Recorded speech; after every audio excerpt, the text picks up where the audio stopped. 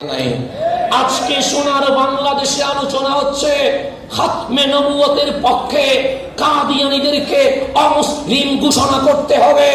এর ইতিহাস যদি আমরা দেখি, আমরাই স্বাভাবিক বলবো, যদি আমার বাবার সম্মানের চাদর ধরে কেউ টান দেয় আমরা বসে থাকবো না। আমার মায়ের শাড়ির আঁচল ধরে যদি কেউ টান দেয় আমরা সহ্য করতে পারবো না। কামলিওয়ালা নবীর ইজ্জতের চাদর হচ্ছে খাতমে নবুয়ত। এই খাতমে নবুয়তকে যারা অস্বীকার করবে সেই সব নিকৃষ্ট কাদিয়ানীদেরকে আমরা কখনো মুসলমান স্বীকৃতি দিতে পারবো না। সেই খাতমে নবুয়ত আমার কামলিওয়ালা রাসূলের শেষ নবী হওয়া, এটাই নবুয়তের চূড়ান্ত, এটাই আমার নবীর ইজ্জতের চাদর। সর্বপ্রথম এক কাদিয়ান নামক ছোট্ট শহরে মির্জা গোলাম কাদিয়ানী নামক এক ব্যক্তির যখন জন্ম হয়েছে, সে সর্বপ্রথম নিজেকে মুজাদ্দিদ দাবি করেছে, ইসলামী সংস্কারক। এরপর ইমাম মাহদী দাবি করেছে, এরপর তৃতীয় মসিহ দাবি করেছে। শেষ দিকে যখন নবী হিসেবে দাবি করে খাতমে নবুয়তকে অস্বীকার করেছে, সর্বপ্রথম কলমের আন্দোলন, মাঠের আন্দোলন যিনি প্রতিষ্ঠিত করেছেন উনি আপনার ইমাম, আমার ইমাম, ইমাম আহলে সুন্নাত ইমাম আহমদ রাজা ফাজিলে দেরলাভি। যদি আপনি দেখেন আলা হযরত খানায়ে কাবার পাশে চত্বরে বসে হুসামুল হারামাইন এই কিতাবের মধ্যে যেখানে 33 জন মক্কার আরবের আলেম স্বাক্ষর করেছে, সেই কিতাবে যে কয়েকজনকে নবীজির শানে, আল্লাহর শানে বিয়াদবি করার কারণে কাফের ফতোয়া দিয়েছে, সেখানে আমার আলা হযরত নিকৃষ্ট কাদিয়ানীকে কাফের ফতোয়া দিয়েছে। যদি আপনি দেখেন এই কাদিয়ানী মতবাদের বিরুদ্ধে যেই আন্দোলন, আকীদা রক্ষার আন্দোলন, সেই আন্দোলন আলা হযরতের নেতৃত্বে শুরু হয়ে সর্বশেষ সুন্নি আলেমদের মাধ্যমে পাকিস্তানের মধ্যে এই কাদিয়ানীকে অমুসলিম ঘোষণা করতে সরকার বাধ্য হয়ে গেছে। যদি আপনি দেখেন আমার আলা হযরত যখন কাদিয়ানী মতবাদ শুরু হয়েছে, সর্বপ্রথম 1905-6 সালে মক্কা মদিনা সফরকালে আমার আলা হযরত হুসামুল হারামাইন গ্রন্থ প্রণয়ন করেন, যেখানে 33 জন আলেম আরবের যারা কুফরি ফতোয়াতে স্বাক্ষর করেছেন, উপমহাদেশের 268 জন আলেম সেখানে স্বাক্ষর করেছে। সেই কিতাবে আমার আলা হযরত মির্জা গোলাম কাদিয়ানীকে সরাসরি কাফের হিসেবে ফতোয়া দিয়েছে। এরপর যদি আপনি দেখেন আমার আলা হযরত এই একটা কিতাবের মধ্যে ফতোয়া দিয়ে কলম বন্ধ করে দেন নাই। যদি দেখেন আমার আলা হযরত আসু ওয়াল ইকাব আলা মাসিহিল কাজ্জাব 1320 হিজরিতে কাদিয়ানীর বিরুদ্ধে কিতাব লিখেছেন। এরপর যদি আপনি দেখেন আমার আলা হযরত তাহরুদ্দায়ান আলা মুরতাদ্দিন বিকাদিয়ান, এই কিতাবটা 1323 হিজরিতে আমার আলা হযরত কিতাব লিখেছেন। এরপর আপনি যদি দেখেন আল মুবিন খাতামুন নবিয়্যিন, এই কিতাব 1326 হিজরিতে লিখে শুধু হুসামুল হারামাইন এখানে নয়, শুধু ফতোয়ায়ে রাজাবিয়া নয়, কাদিয়ানীদের বিরুদ্ধে 5টা কিতাব লিখে বিশ্ববাসীকে জানিয়ে দিয়েছে এই কাদিয়ানীকে কখনো মুসলিম স্বীকৃতি দেওয়া যাবে না। আলা হযরতের ধারাবাহিক যখন আন্দোলন চলছে, আলা হযরতের যোগ্য উত্তরসূরি পীর মেহের আলী, যিনি 1859 থেকে 1397 পর্যন্ত বেঁচে ছিলেন, এই পীর মেহের আলী সর্বপ্রথম আলা হযরতের উত্তরসূরি হয়ে মাঠে ময়দানে কাদিয়ানীর বিরুদ্ধে চ্যালেঞ্জ ঘোষণা করেছেন।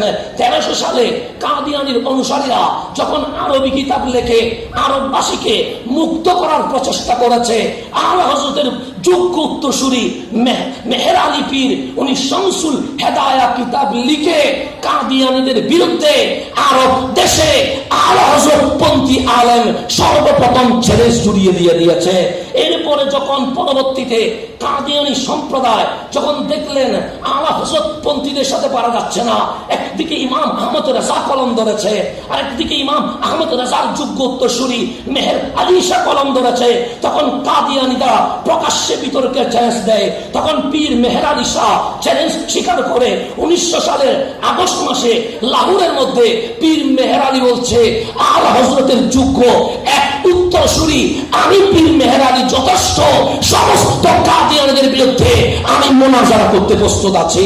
এই 1900 হিজরিতে 1900 সালে যখন পীর মেহের আলীর চ্যালেঞ্জে কাদিয়ানী আসে নাই, তখন পীর মেহের আলী ওই চ্যালেঞ্জ মোনাজারাকে সামনে নিয়ে সাইফে চিশতিয়া বই লিখে বিশ্ববাসীকে জানিয়ে দিয়েছে এই কাদিয়ানীকে কখনো মুসলিম স্বীকৃতি দেওয়া যাবে না। পীর মেহের আলীর পর যদি এই কাদিয়ানীর বিরুদ্ধে যারা কিতাব লিখেছে সবাই ছিলেন মাসলাকে আলা হযরতের মাওলানা সুলাইমান মিসবাহি, মুফতি আমজাদ আলী আজমি সহ যারা ফতোয়া লিখেছেন। তারা দেখবেন, ইতিহাস পড়ে দেখবেন, কাদিয়ানীর শুরু হওয়া থেকে আজকে পর্যন্ত এই কাদিয়ানীকে শক্তভাবে যারা রদ করেছেন তারাই আমার আলা হযরতের যোগ্য উত্তরসূরি, মাসলাকে আলা হযরতের আলেম ছিলেন। যখন দেখবেন এই আলা হযরতের কলমের কারণে চতুর্দিকে যখন আন্দোলন শুরু হয়েছে 1950 সালে মাজলিসে তাহফুজ খাতমে নবুয়ত, এটা সুফিদের মাধ্যমে এই আন্দোলন শুরু হয়। 1953 সালে কাদিয়ানী বিরোধী আন্দোলন তুঙ্গে উঠে যায়। তখন কারা ছিলেন? তখনও ছিলেন আলা হযরত গণনার শীর্ষ আলেম মাওলানা আবুল হাসনাত সৈয়দ মুহাম্মদ আহমদ কাদেরী, তখন ওই আন্দোলনের নেতৃত্ব দিয়ে যায়।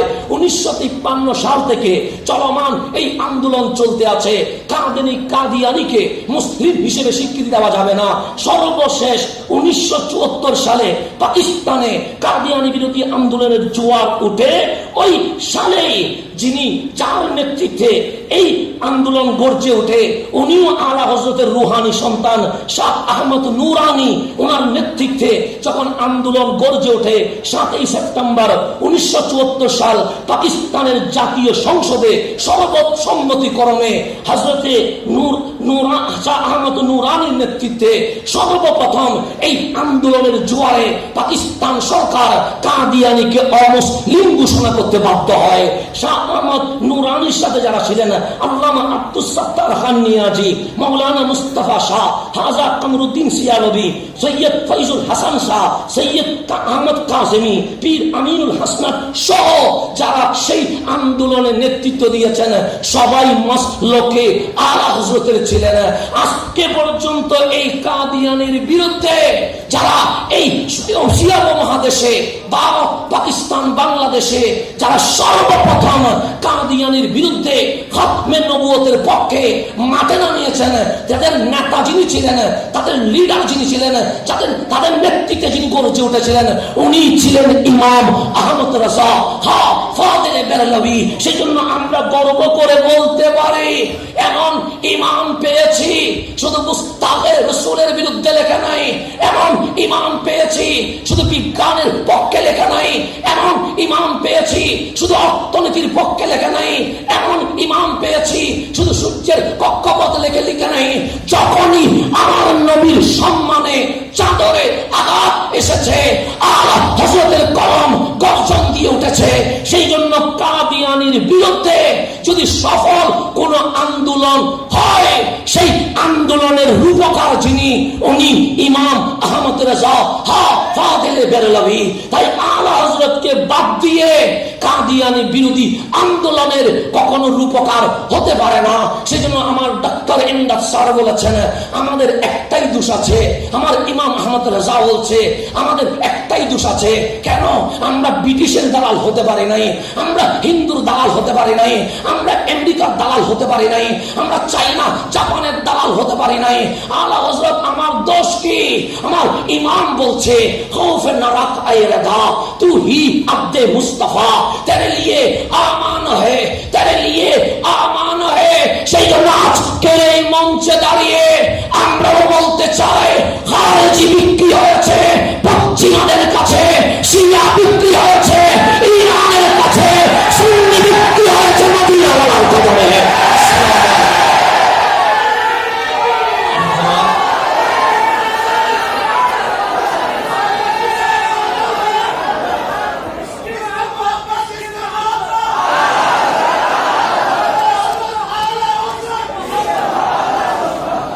দর্শক শ্রোতা, এই পর্যায়ে আপনার সামনে বক্তব্য নিয়ে আসছেন ঢাকা বিশ্ববিদ্যালয়ের সহকারী অধ্যাপক আহলে সুন্নাত ওয়াল জামাতের শিক্ষা ও প্রশিক্ষণ বিষয়ক সম্পাদক হযরত মাওলানা ডক্টর মাসুম বাকিবুল্লাহ সাহেব, হযরত মাওলানা ডক্টর মাসুম বাকিবুল্লাহ সাহেব।